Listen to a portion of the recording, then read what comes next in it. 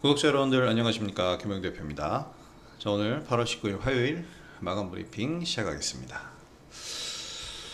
정말 어려운 우리 시장인 것 같습니다. 왜 우리 시장이 갑자기 또 왕따를 당하고 있을까요? 연초까지는 우리 시장의 이 지수 상승률이 글로벌 증시 중에 1, 2위를 다퉜는데 여름이 되고 더위를 먹었는지 아주 지금 오늘도 하락세를 보이면서 코스피 지수는 박스 하단으로 생각했던, 제가 얘기를 드렸었던 3150포인트 선까지 지금 하락을 했습니다. 글로벌 국가 중에서 우리 증시가 지금 또 제일 못 가고 있어요. 지금 뭐 중국도 그렇고 일본도 그렇고 대만도 그렇고 신고가인데 우리만 지금 안 좋은 흐름입니다.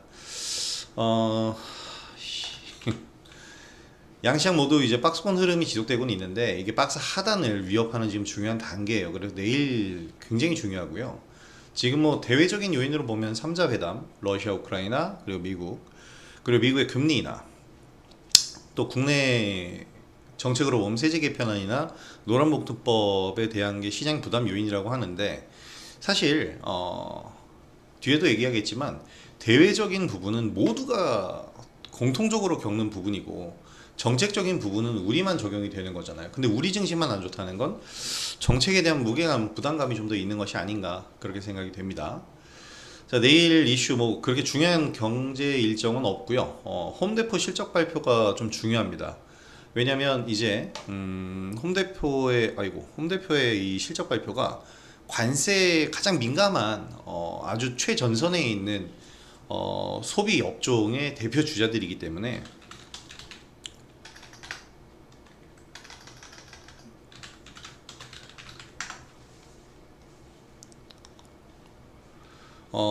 그래서 이제 소비 지표나 이런 부분들보다도 홈데포의 실적이 어떻게 보면 이 관세가 미치는 시장 영향에 대한 가늠자 역할을 좀 해줄 것으로 생각이 되고, 그렇기 때문에 지금 이 홈디포 실적에 다들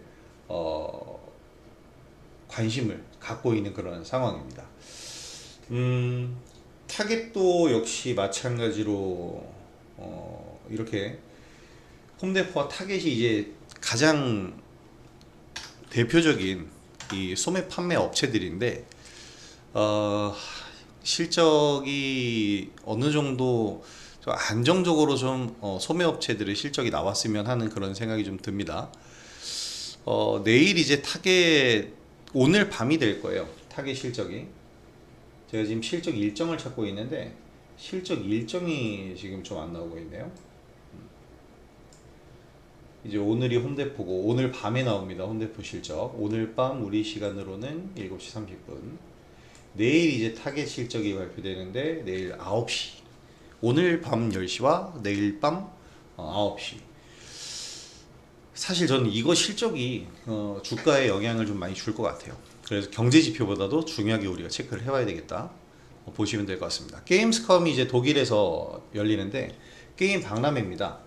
우리나라 게임주들이 최근에 좀 올라온 흐름들이 있는데, 글쎄요, 사실 게임으로 올라온 건지 아니면 AI나 또는 더 나아가서 이 스테이블 코인이나 이런 쪽으로 올라간 건지는 좀 더 분석이 필요해 보이는데, 어쨌든 게임스컴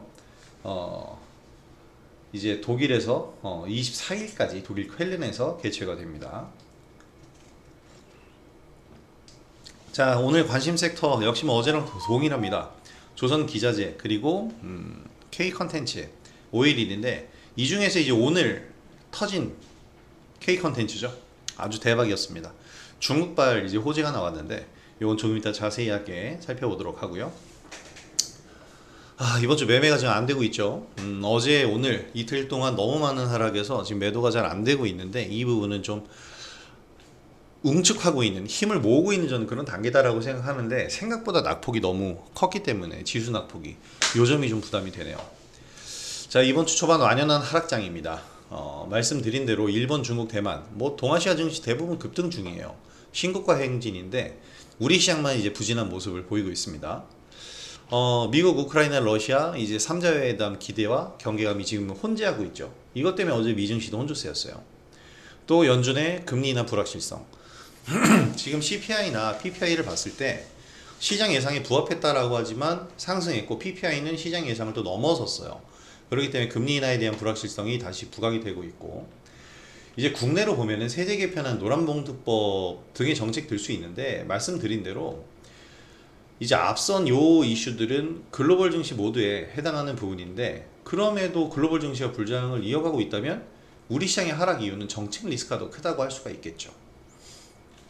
오늘 오전에 기재부 업무보고에서 대주주 양도세 강화가 빠졌다는 얘기가 나왔어요. 그리고 이 얘기 나오자마자 지수가 이제 급등하기 시작을 했습니다. 오전 9시 42분에 급등이 아니라 오늘 저점 찍고 딱 반등하기 시작했는데, 아직 확정이 안 됐잖아요. 확정적인 얘기가 나와줘야죠.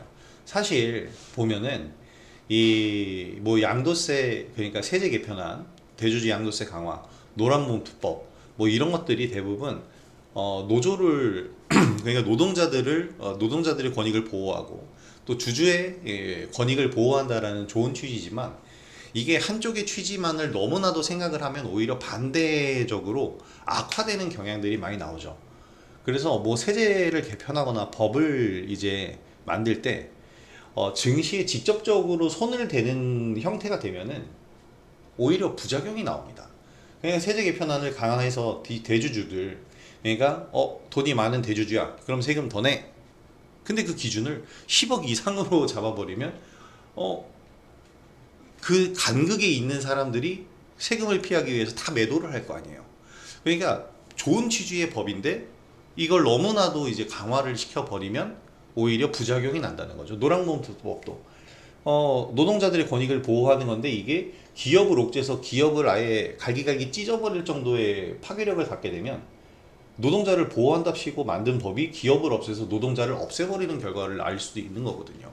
물론 이 단계까지 간 적은 없지만 이렇게까지 생각을 할 수 있기 때문에 지금 악재로서 받아들여지는 거니까, 이 정책적인 완화되는 부분이 저는 좀 필요하다고 생각이 됩니다. 그래서 오늘 오전에도 기재부에서 이제 세제 개편안에 대해서 좀 이런 의견을 낸 것 같은데, 이 대주주 양도세 강화가 완전히 빠진다거나 뭐 완화된다거나 이런 부분들이 나오면 오늘 오전에도 보였듯이 이런 지수의 급반등들을, 이런 모습들이 나올 수 있을 것이다 라고 생각이 됩니다. 자, 5장 들어서는 다시 시장의 하방 압력을 키웠는데요. 외국인들이 이틀간 1조 원 이상을 지금 매도를 했어요. 오늘만 하더라도 지금 외국인들이 한 4,500억 가량을 매도했는데, 일별로 보면은 어제 4,800억, 오늘 4,500억. 14일부터 치면 1조 원 이상의 지금 매도 물량이 나가고 있습니다. 전 뭐 다시 유입될 것으로 생각하는데, 이 불확실성 해소되고 차익 실현 물량이 나가고 나면 유입이 되겠죠. 외국인의 지금 매도는 일종의 많이 올랐잖아요. 그동안 상반기 때 우리 증시도 많이 올랐기 때문에 수익이 많이 나왔고, 거기서 차익 실현하면서 이제는 하락에, 그러니까 차익 실현할 수 있는 빌미가 필요했는데 그 빌미를 이렇게 대내외적인 악재들이 만들어준 겁니다. 다시 유입이 되려면 불확실성 해소가 돼야 되겠죠. 이게 우선입니다. 자, 그리고 최근에 급증한 신용 물량도 이제 발목을 잡고 있다고 생각하는데, 오늘 반대 매매가 많이 나갔다면 다소 가벼워질 거고요. 지금은 좀 가벼워지는 그 과정들이 좀 필요한 그런 시장이다라고 저는 봅니다. 그래서 지금의 차익 실현 물량 그리고 반대 물량을 잘 소화를 해준다면 시장 다시 안정화 되겠죠. 다시 안정화 되었을 때 지금의 차익 실현 물량, 반대 매매 물량 잘 소화해주고 시장이 다시 안정화가 되었을 때, 그때 그럼 뭐가 오를까? 그간의 경험으로 봤을 땐 최근 주도했던 주도 섹터들, 그들이 완전히 무너지지 않았다면 그건 우리가 기술적으로 확인해 봐야겠죠. 그리고 테마별로 하락 구간에 적절한 눌림을 형성했다면 이들을 이제 적절한 비중의 매수로 인해서 다음 상승장을 노려야 된다는 거예요. 왜냐하면 다음 상승장도 이들 주도 섹터들이 주도적으로 움직일 테니까. 자, 우리는 이제 그 포인트들을 잡아보면 될 것 같습니다. 자, 그래서 이제 차트를 좀 보게 되면 종목별로 사실 오늘 정말 여러 이슈들이, 악재들이 좀 많았다라고 할 수가 있겠는데, 그거는 뭐 종목적인 부분은 아니지만 종목적인 악재 하나부터 좀 보고 가죠. 오늘 두산에너빌리티 주가가 이렇게 빠졌습니다. 제가 이거 최근에도 무슨 얘기를 드렸냐면, 상승을 이렇게 하고 나서 이렇게 가파른 상승 뒤에 자기 가격을 만들고 있는 과정이라 그랬죠. 굉장히 좋은 구간이고 여기서 추가 상승이 나올 만한 발판이다라고 그랬는데 지금 여기서 깨버렸어요. 그러면서 이제 박스 하단을 여기까지 지금 내리고 있습니다. 근데 지금 이게 수급적인 요인이나 시장 영향에 의해서 이렇게 내린 것이 아니고 오히려 두산 에너빌리티가 내렸기 때문에 시장이 내리는데 일조했다라고 볼 수가 있어요. 지금 요이기 때문이죠. 체코 원전에 체코 원전 수주를 하면서 이게 합의문이 공개가 됐는데 미국의 로열티를 1조 원 가량을 제공하기로 되었다, 명시가 되어 있다고 합니다. 한수원에서 이제 미국 원전 기업 웨스팅하우스, 계속 뭐이 웨스팅하우스가 나와요. 원전 1기당 약 9천억 원 규모의 기자재 구매, 그리고 2,400원의 기술 사용료 지급을 약속했답니다. 1조 원 이상 나가는 거죠. 그래서 이것 때문에, 그리고 SMR 수출 시에 미국의 기술력 검증을 받아야 하는 조건. 그러면 이제 두산 에너빌리티는 뭘 수출할 때 미국의 이제 검증을 계속 받아야 되고 하나의 불확실성이 또 생긴 거잖아요. 그리고 보통 이 한수원에서 보통 한수원에서 이제 프로젝트를 따와서 그거를 일감을 뿌려주는데, 두산 에너빌리티가 주요 기자재 공급 및 시공을 담당한다고 했는데 이 기자재 중에서 1조 원 가량을 웨스팅하우스에서 납품을 받게 된 겁니다. 당연히 악재죠. 어떻게 해요 이거? 악재입니다. 그런데 10%가 빠질 만큼의 악재일까요? 그것은 아니죠. 근데 왜 10%가 빠지고 있을까요? 지금 2만원에서 7만원까지 3배 이상의 주가가 상승했기 때문입니다. 그러니까 어떻게 보면은 분명한 악재는 맞아요. 분명한 악재고, 이걸 뭐 어떻게 소화할 수 없는, 어떡하겠어요 이걸.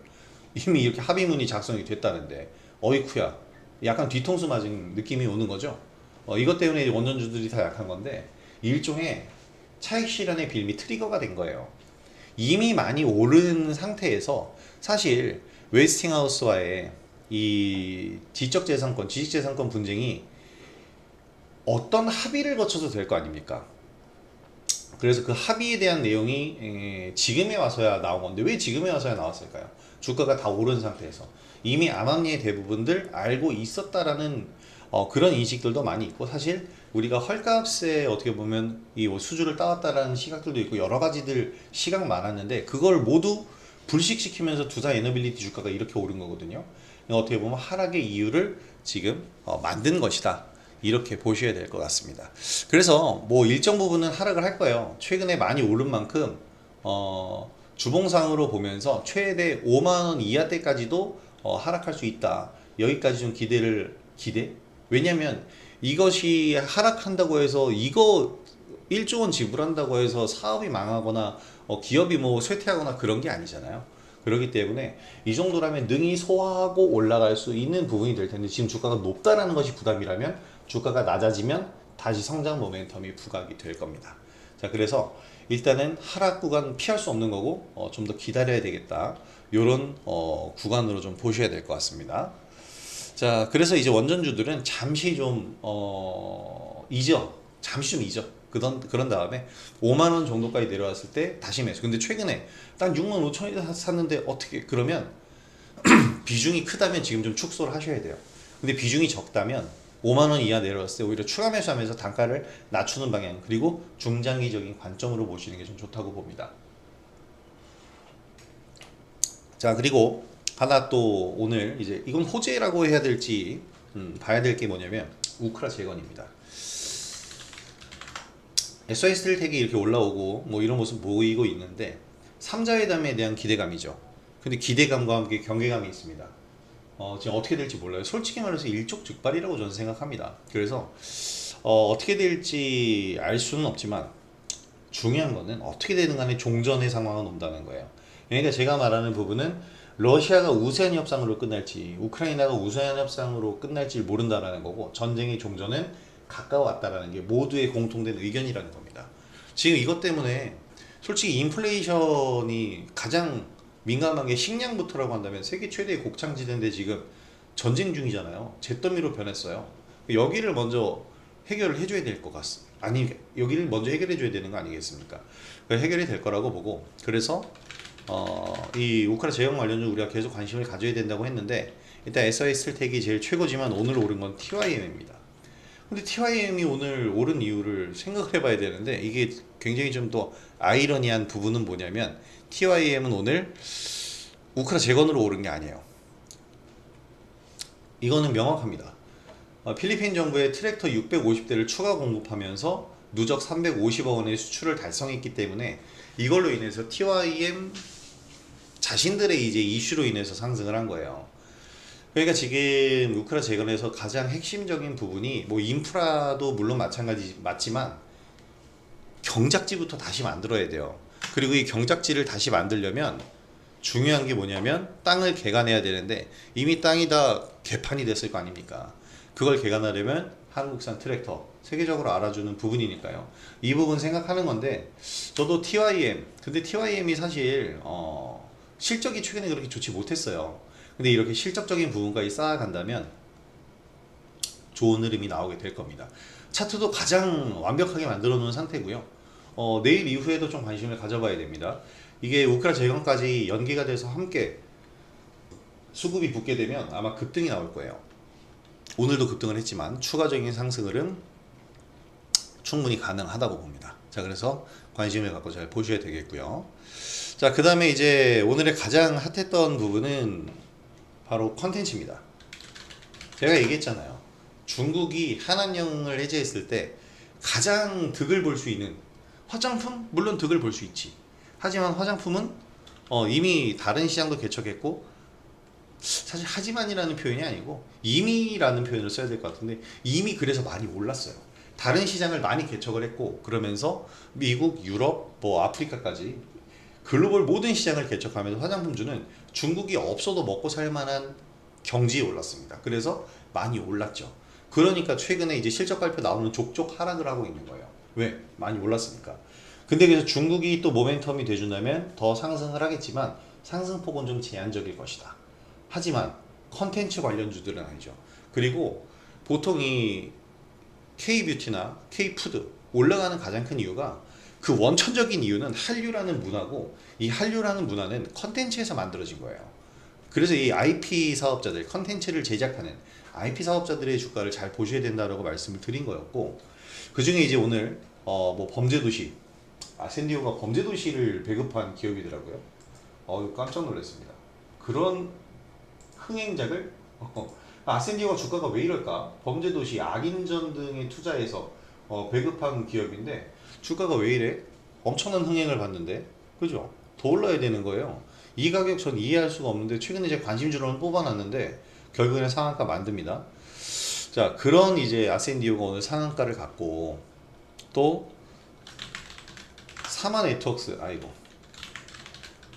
사마네트웍스도 상한가를 갔어요. 그리고 펜엔터테인먼트도 급등을 보였습니다. 근데 세 기업들 모두 공통점이 있어요. 물론 아센디오는 최근에 차트를 만들었지만 차트를 뭘 만들었어요? 여기서 이미 뜬금포 상승을 했잖아요. 그 다음에 이제 일주일 눌렸다가 상승한 건데 펜엔터, 사마네트웍스 다 뭐예요? 어저께까지 1도 상승할 만한 가능성이 없었어요. 그런데 오늘 이슈 하나로 상승을 한 겁니다. 그 이슈가 뭐였냐면 바로 요거죠. 중국에서 해외 드라마 할당량 완화를 논의하고 있다. 그러니까 좀 더 들여오겠다라는 거예요. 중국의 방송 인터넷 감독기관 국가광파전시총국 와 이름 멋있네요. 여기서 이제 드라마 컨텐츠 제작 혁신 증진을 위해 조치 논의하는 회의를 열었다. 뭐 어쨌든 해외 드라마를 많이 들여오겠다는 얘기예요. 굉장히 어렵게 써놨네. 왜 이렇게 어렵게 써놓은 거야? 한마디로 얘기하면 중국이 드라마 규제를 완화한다 이런 얘기입니다. 이것 때문에 이제 이 컨텐츠 관련주들이 또 급등을 한 건데요. 당연한 부분입니다. 이것부터 시작을 하는 거예요. 근데 중요한 건 뭐냐면 최근에 이제 이 컨텐츠 관련주에서 올라왔던 상승했던 종목이 뭐냐면 제가 여러 번 얘기했던 YG 플러스 맞죠? 그리고 스튜디오 미르 이런 종목들이란 말이에요. 근데 이런 종목들이 오늘 많이 오르지는 못했어요. 왜 그랬을까? 그간 상승폭이 있기 때문도 그렇지만 이미 유명해졌기 때문에 개인 투자자들이 많이 진입을 해 있단 말이에요. 그런데 펜스타가 아니죠. 펜엔터 누가 가지고 있었을까요? 물려 있는 사람들만 가지고 있는 거죠. 그래서 물려 있는 분들한테는 지금이 이제 기회가 된 거고요. 사마네트웍스 누가 가지고 있었을까요? 어제까지. 이거 역시 최근에 오랜 기간일 거예요. 물려있던 분들이 가지고 있는 겁니다. 한마디로 얘기하면 뜬금포 상승이지 오늘 이걸로 수익을 볼 수 있는 부분은 아니라는 거예요. 100번 양보하면 100번까지는 아니고 한 50보 양보하면 아센디오를 매수하신 분들은 최근에 있었을 거예요. 저도 관심을 주었고. 그런데 이거 역시 첫 상승은 뜬금포 상승이었다는 거예요. 그러니까 지금 좋은 이슈가 나오더라도 기존에 상승하던 종목들을 올려주진 않아요. 1차적으로 신용 물량이 너무 강하게 있고 차익 실현을 나가고 싶어하는 사람들이 많기 때문입니다. 그럼에도 불구하고 제가 이런 뜬금포 상승 종목보다는 기존의 주도주들을 더 쳐다보고 있는 이유는 그들의 명분이 훨씬 더 확실하기 때문이에요. 무슨 얘기냐? 사마네트웍스가 어제까지 이 모양이었던 이유, 펜엔터테인먼트가 어제까지 이 모양이었던 이유, 이거는 이유가 있는 거예요. 부각이 될 부분도 없고 실적적인 부분도 미진하며 이들에게는 아무런 임팩트가 없었어. 오늘 그냥 이 이슈에 의해서 수급만 붙은 거야. 근데 오늘 이슈, 이 중국의 드라마 규제 완화는 모든 엔터 관련주나 컨텐츠 관련주들이 다 포함이 되는 거거든. 근데 굳이 얘네들만 올린 이유? 아직 물량들이 깨끗하니까. 뭐라고 얘기해야 되죠? 개인 투자자들이 많이 시장에서 집중을 많이 안 하고 있는 종목이니까 그냥 주포가 자금으로 땡기면 바로 상승할 수 있는 그런 종목. 저는 이제 그렇게 판단을 하고 있는 겁니다. 그래서 SMCNC를 포함해서 오늘 올라온 이 뜬금포 컨텐츠 관련주, 엔터 관련주들보다는 기존에 우리가 매매하던 YG 플러스라든지 또 스튜디오 미르, 미스터 블루 이런 종목들이 훨씬 더 실적적인 부분도 가시화가 되어 있고요. 앞으로의 실적 성장성도 더 좋고 이미 지금 사업을 진행하고 있고 확정 지은 분들이 있기 때문에 주가가 상승을 하고 재료 소멸로 떨어진 게 아니라 오히려 성장성 부각되면서 더 오르고 있는 거거든요. 그래서 최근에 이제 눌림이 나오고 있을 때 뭐 스튜디오 미르도 그렇고 YG 플러스도 그렇고 미스터 블루도 그렇고 많이 오른 것도 아니잖아요 사실. 이렇게 상승하면서 눌림이 나오고 있을 때 오히려 공략 자리를 한번 잡아보시면 훨씬 더 좋은 대응 전략 되실 것 같습니다.